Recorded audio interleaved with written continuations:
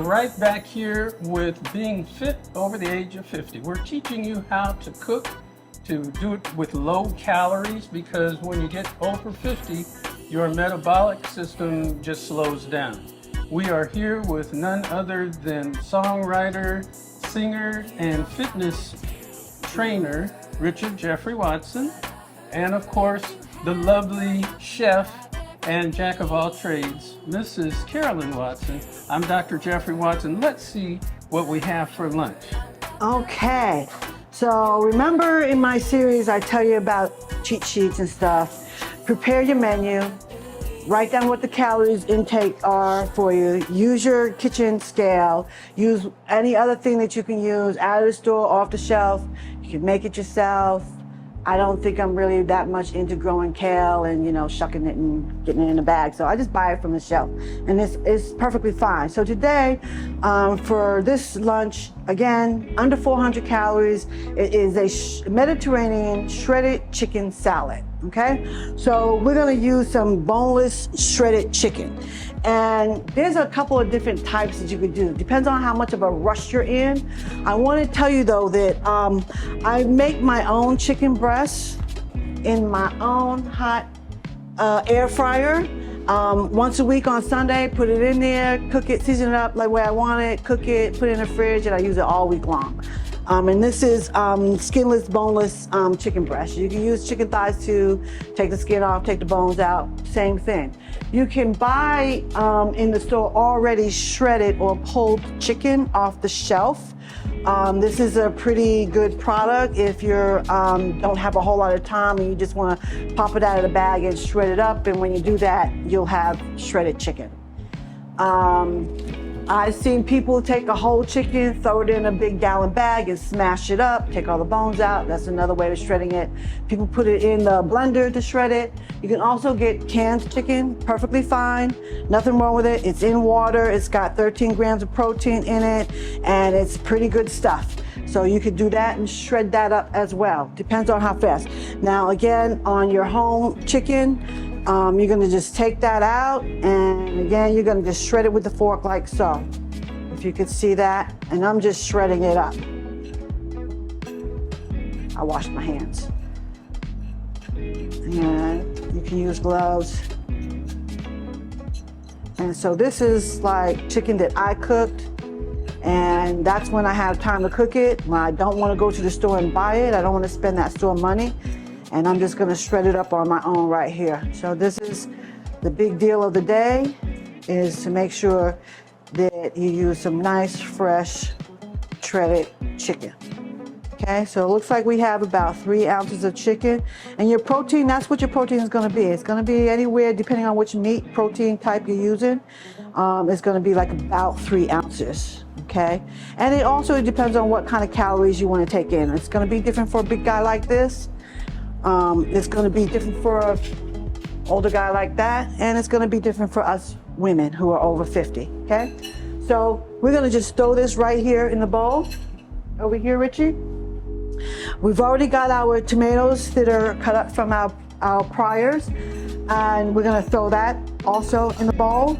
Now, you want to learn how to do substitutes in your recipes. This recipe that I wrote up, it called for kale, and it also called for sweet potatoes.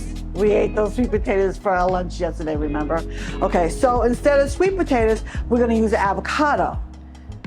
Same balance in the protein and the fats that you're gonna get out of it. Also, instead of kale, we're gonna use celery. Same thing, okay? It's gonna give you that crunch in your salad. So you could dump that in there.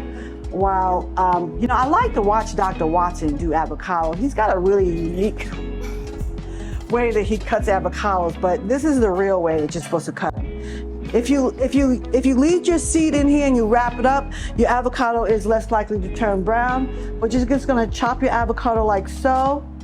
We're gonna do both sides of this, and we're gonna ask Dr. Watson to scoop that out with a spoon so he understands the real way to do an avocado. And then we're just gonna take that out of there, and we're gonna cut this up as well. I love avocados. He loves avocados. Doesn't know how to do it. And we have our baby cucumbers as well. So Richie's gonna put those in there. This is gonna be like a really nice and crunchy salad. Okay, got that avocado. We're gonna hold off on this one. It's gonna be for our next one. We're gonna put some chopped kale in there. 1 handful, 2 handfuls. So it's calling for a cup, and that's about a cup of chopped kale. Then it wants some shredded carrots. So you can shred your own, but I'm not into all that because I'm always in a rush. And it wants half a cup. So there's one thing that we learn as we go along and we cook for ourselves. And our hand is a measuring cup, right, Richard? Can you show me what a half a cup of shredded carrots are? Using your palm of your hand or how you pick them up? It'd be like a whole handful. That's a half a cup. Filling up my whole palm. The whole palm is a half a cup. So you don't need to go and buy the tin stuff. Throw that in there. There you go. All right. The next thing we're gonna need is some shredded cabbage. So we have some nice fresh cabbage right here. We shredded some up, and Richard's gonna put a half a cup of shredded cabbage into our salad. There you go. All right. And of course, Dad, Dr. Watson, Yes. you want to see if you can give us a cup of spring leaf lettuce. Okay, so cup, that would be my whole hand. Ooh, he got some big I hands. mean, yeah. All right, that's fine. It's lettuce. That's good. Perfect. Okay. So we got that in there. And then now, here's the thing. So what I want, what it also wants to have is a sweet red onion. So know your onions, ladies and gentlemen, okay, and know how to pick them. This is really nice. It's firm all the way around. It doesn't have a whole bunch of skin to it. So that's really important. When you get in the store, they're gonna weigh it. So take all that skin off before you put it on the scale, all right?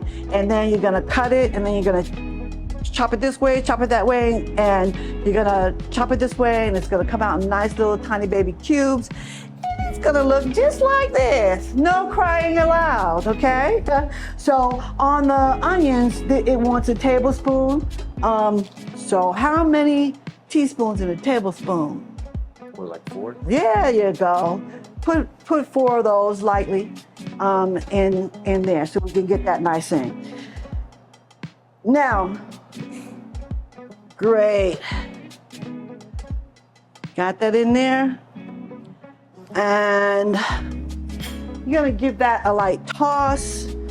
We're gonna put some cheese on here to add and increase the amount of protein that you're gonna get in your diet. We have 2 types of cheese. This is a Greek salad and it calls for feta cheese. So this is a garlic herb feta cheese. You can always use a plain cheddar cheese. I like to get the one that's already crumbled because I just like easy life because I'm busy. Okay. Now, some people are allergic to feta cheese. It's made from goat milk, and some people are really allergic to goat milk. So we don't want to put the cheese on the salad to start. But you can substitute your cheese at any time. He likes blue cheese. He's not allergic to blue cheese. He can eat blue cheese. Yeah. So put whatever kind of cheese you want on it. But feta is great, and it's Greek. That's what we're making, Mediterranean or Tell me or before Greek. you put it on. Right. Don't put it on there if you're serving a big crowd. The other thing that we want to go back to is that Bolthouse Farms. I'm gonna tell you about Bolthouse Farm. It comes in so many different flavors, right? What's your favorite? I like the salsa. He likes that. He likes salsa one. Salsa ranch. Yeah, and then I also I think it's the avocado one. This is the cilantro avocado. So he puts it on rice, I think chicken. this is my favorite one. He puts this stuff on everything. You have a favorite too, don't you? Which one is I like yours? ranch a lot. He likes the classic ranch, and that's cool. So they have classic ranch and all kind of things. So we're just gonna take this and we're gonna sprinkle it onto our salad. It's called for 2 tablespoons full, and 1 tablespoon, 2 tablespoons. And let's go ahead and give that a quick stir. Okay, we're gonna dig from the bottom. I'm gonna stir it up. Get that chicken in there. And we're gonna get a plate. And again, we're not gonna put the cheese on there until we plate it. Okay? We're gonna make sure we get that dressing all in there. There we go. Let's get another one, because this is a salad, so you can eat a lot of it, right? Get a whole plate full of it. There you go. Now, would you like feta or blue cheese? Let's go with feta. It's Greek, and you just take your feta and you put your 28 grams of feta on top. Bam. There's your lunch for the day. So, easy serving, right? This right here, you can probably eat that whole thing, still be under 400 calories. You can eat that whole thing and still be under 400 calories. So you can graze on that throughout the afternoon during your siesta, and you'll be good. You'll be good to go. So we measured it up. We didn't use scale accurate, but we used hand accurate, and it's okay. You don't have a kitchen scale? Use your hand. There's your cup right there. Thank you. So, what do you think about all this? Well, I think it's great. I mean, I love the eggs and the chicken and the spinach and all that. I love the oatmeal and the bananas because they have all kind of good things in them for you. You could have those eggs for breakfast or lunch. Right. You could have these salads for lunch or dinner. In fact, you can eat any of these meals we cooked today for breakfast, lunch, dinner, or a snack in the afternoon after you've had your siesta. And it looks to me like you'd really be at 1,200 calories. Yes. Each of them were 400 calories or less. Under 400 calories, yeah. So if you're trying to lose weight, you're at fit and over 50, your basic metabolism is going to burn about 1,500 to 1,700 calories. If you're eating 1,200 calories and you're trying to lose weight, that's 500 calories, right, Richard? And Richard told us earlier that you need to burn at least 500 calories a day for a week, or 3,500 calories to lose 1 pound. But you want to combine that with diet. You can't just exercise it off. So you might do 200 or 300 calories of exercise, and then you go low on the caloric intake, you're gonna lose some weight. And when you don't have a lot of time, make sure you use your cheat sheets. Plan everything out. We have a whole lot of things that we can add to your diet that are low in sugar, low in calorie. They have good fats in them and good carbs, Protein for your high bones. protein. Yeah. We have chicken, we have tilapia, we have some other seafood, shrimp. And next time we'll come back and we'll do an array of dinners. Yeah. Yeah? Okay? Well, right here we have a wonderful day being fit over 50. I hope that this will help you to stay in shape and to lose weight and to have balance and be stronger and mentally clear and happy. And we hope that you'll use this video to help guide you along the way. I'm Dr. Jeffrey Watson, right here with singer and fitness trainer and writer Richard Jeffrey Watson, and with Carolyn, otherwise known as Kat, the chef and jack of all trades. Remember always that your health is your wealth, and when you have your health, you have everything. The Healthbeat Show, sponsored by Watson Wellness Water. Your health is your wealth. And welcome back to the Healthbeat Show. Today we are going to be continuing our conversation about the social determinants of health. I am so lucky that I have the wonderful Angela Watson with me. This is my daughter, and she's from Oakland. She is a flower of Oakland, and we're so happy that you're here. Hello. My daughter, okay. Now, you grew up here in Oakland. Where'd you go to school? I grew up here in Oakland. I went to Oakland School for the Arts. I specialized in the dance emphasis, and I started dancing there when I was 11 or 12. So I started when I made the transition from elementary school to middle school. Oakland School for the Arts is a middle school and high school combined. So I spent all of my middle school year and the first few years of my high school year in Oakland School for the Arts. So I was heavily impacted by, my time there. So. Well, and you got a little bit of an early understanding. As an athlete, really, you ran track. Yes. With 100 black men. Yeah. You swam. swam. Gymnastics. You did gymnastics. Yeah. And you were a cheerleader for the Berkeley Bears. Yes, the Berkeley Junior Bears. Berkeley Junior Bears.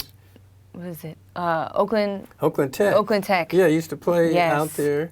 And even one time you sang the national anthem. That blew my mind. I do remember that. That blew my mind when you sang that. I was so surprised you That sang it in the was way that so Whitney fun. Houston sang it. So that was really good. And so then you, and for people who don't know, Angela is a ballerina at this point in time with the San Francisco Ballet. Now, how did that happen? You were at the Oakland School of the Arts, and then all of a sudden you're doing things with the San Francisco Ballet. How did that happen? Yeah, so in my middle school year, when I first got to Oakland School for the Arts, I wanted to choose an emphasis that was hardworking, something that was strong for me, something that would build my character. And I saw that dance was the hardest emphasis. It would build your character. It was very challenging. So I decided to, audition for that. I got into that program. To the San Francisco Ballet program? Just first Oakland School for the Arts, because Oakland School for the Arts is where I got my base in ballet technique in general. That was my first base. So in my first year and a half in the school, 6th grade to 7th grade, I was there. That was the majority of my time. And you had a great teacher there. Yes. Some great teachers. Yes. I was taught by Mr. Savage, Mr. Reginald Ray Savage, and Miss Allison Hurley.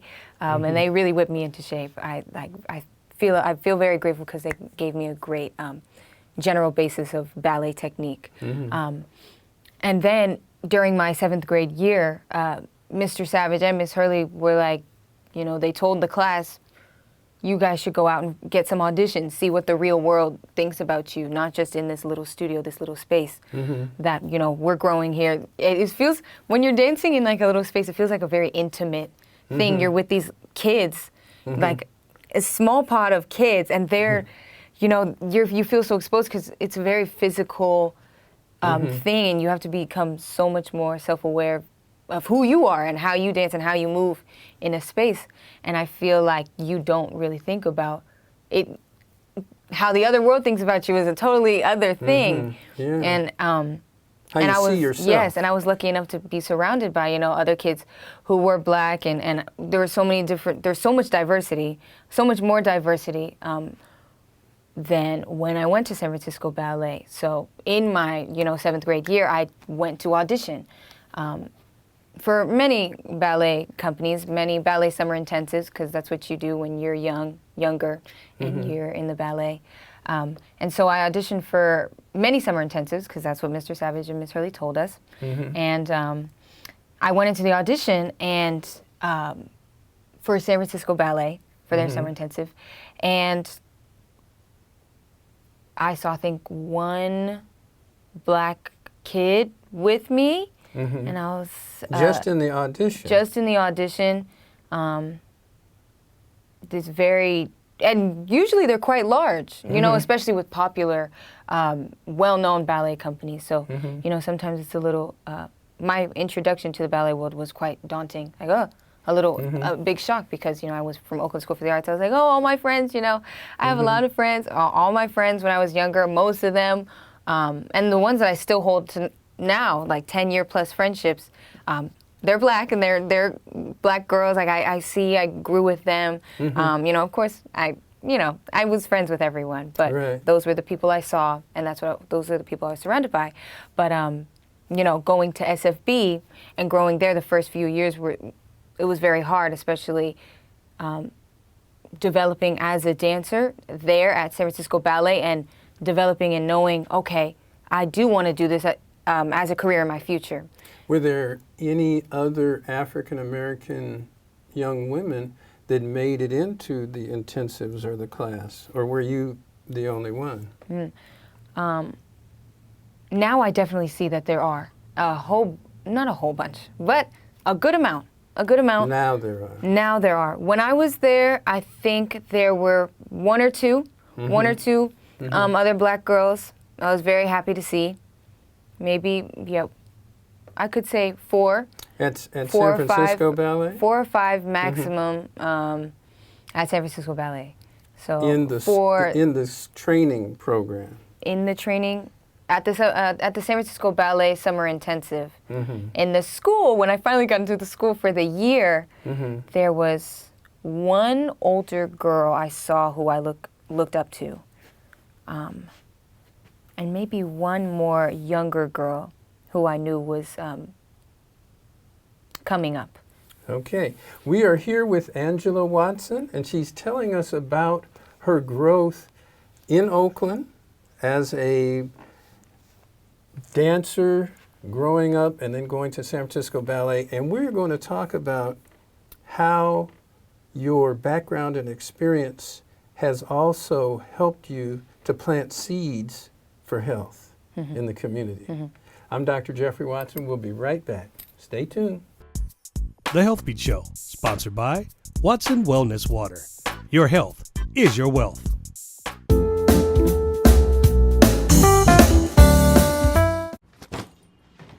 Hart, what's going on? I'm leaving. Why? What did I do? Not enough. You constantly ignore me. You barely eat anything healthy. You're half as active as you used to be. The pressure is just too much. I quit. Okay, I get it. I'll do better. Just please, Don't leave. Okay. But remember, if I go, you go. Listen to your heart. Don't let it quit on you. Uncontrolled high blood pressure could lead to stroke, heart attack, or death. Get yours to a healthy range before it's too late. I'm Dr. Jeffrey Watson. We're right back here on the Healthbeat Show with none other than my daughter, Angela Watson. She is a great ballerina, right with the San Francisco Ballet. Yes. Grew up in Oakland. And you were telling us about your transition to the San Francisco Ballet and the fact that there were very few African American women who were doing that. And how about now? Now you have elevated to the core, so to speak, right? Yes. That's the full ballet company. Yeah. And are there any other African American women dancing with the San Francisco Ballet core at this point in time? In the corps de ballet, I'm trying to think of any black women in the corps de ballet specifically. I don't know any women in the corps de ballet. We have a black woman as a principal, so one of the highest levels. We have one black woman. Her name is Nikisha Fogo. She's Swedish and Jamaican, and yes, she's but not U.S. born. Not U.S. born necessarily. But black. Yes, but black. But that's yeah, it is a step. But of course, we would like to have African Americans, and I do see progress. Progress is happening. It is slow, but I know there's another black woman as an apprentice, so that's one level below the core. And I'm sure she's going to be a core member. And it's She's interesting good. that you say that and how blacks have progressed in a lot of different fields. So, for instance, what you do is almost partly an athlete, And I was talking to a friend yesterday. When I first started watching pro football, there was one black quarterback, Marlon Briscoe. Last week, when the NFL started its first game, there were 14 black quarterbacks starting, and there was never anything like that. Yeah. So what you're saying is, with time, these things are growing, Yes. and you are part of the growth. You're making part of the history right now, doing that. Now, you are going to be dancing in a program that's upcoming, and it's with the Oakland Ballet. But you are a member of the San Francisco Ballet. Yeah. How is it that you get to dance with the Oakland Ballet? Yeah, so Misty Copeland, who is a principal ballet dancer, she's a black woman who is a principal ballet dancer with American Ballet Theater, ABT, which was a very significant thing in her promotion in 2015. She is premiering a movie called Flower, which is, about housing and people trying to develop in the arts, especially dance, in their communities when it comes to housing. And she... It's shot in Oakland, It's shot in right? Oakland. Yeah, it's shot in Yeah. Oakland, so it's mainly in Oakland. And And Oakland so, dancers. yeah, so it's premiering in Oakland at the Paramount Theater. So Oakland Ballet invited me or asked me to perform a variation for the premiere of the movie, along with some other dancers, which I'm very honored. I'm very, very honored to do that, to do so. So it's called a guesting. So I'm guesting to perform. I'm like guesting With the Oakland Ballet. Yes, with the Oakland Ballet and for the movie. And San Francisco Ballet has been kind enough to allow me to you guest, to do that. yeah. And now Misty Copeland, she is somebody that you looked up to as a budding dancer. Yes. I remember that was somebody, I got you a book about her. And when you finally got to meet her. Yes, I did. she signed your book. And at the time, you were serving as Clara with the San Francisco Ballet. And you were on the front of the San Francisco Ballet Nutcracker book, and you signed an autograph and gave her the book, which I thought was so nice. No, oh my goodness. No, I was freaking out when I saw her, especially because like growing up, I don't know, I never saw myself as someone who could thrive in classical ballet. And so that's why I think I always worked extremely hard. And when I looked at her, I thought, and I felt, and I see, oh, she's thriving, you know, she's a principal. This is one of the highest levels when it comes to classical ballet. I feel like she's mastered the craft, and of course she's like, as a dancers, we're always still working, and she's incredibly hardworking, and you know, her story, and I looked up to her so much, and I still look up to her. Your health is your wealth. Always, And when you have your health, you have everything.